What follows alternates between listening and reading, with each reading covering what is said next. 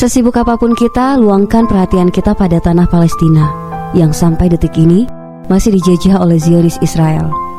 Bagi Muslim, negeri Syam termasuk Palestina adalah tak bisa dipisahkan dari ajaran Islam. Rasulullah SAW memberikan banyak pujian pada negeri Syam. Beliau pernah bersabda, "Keberuntungan bagi penduduk Syam." Kami bertanya, "Karena apa wahai Rasulullah?" Beliau menjawab, "Karena para malaikat membentangkan sayap-sayapnya kepada mereka, penduduk Syam." Hadis riwayat At-Tirmizi. Syam terdiri dari negeri Suriah, Yordania, Libanon, dan Palestina, termasuk yang saat ini diduduki oleh Israel. Syam juga merupakan negeri para nabi. Rasulullah SAW bersabda, "Para nabi tinggal di Syam. Tidak ada sejengkal pun kota Baitul Maqdis kecuali seorang nabi atau malaikat pernah berdoa atau berdiri di sana." Hadis riwayat At-Tirmizi. Palestina sebagai bagian dari Syam juga terdapat Masjid Al-Aqsa. Masjid ini merupakan kiblat pertama kaum muslimin dan tempat singgah perjalanan Isra Mi'raj.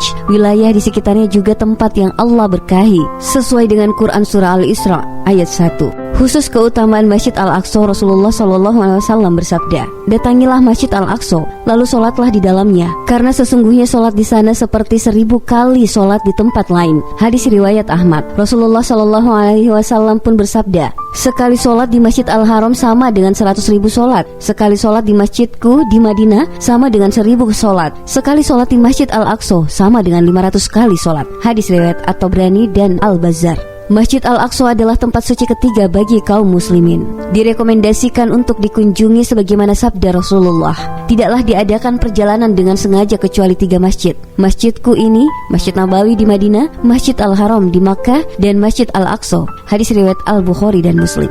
Selain itu, Al-Aqsa di Syam juga merupakan tanah ibu kota khilafah.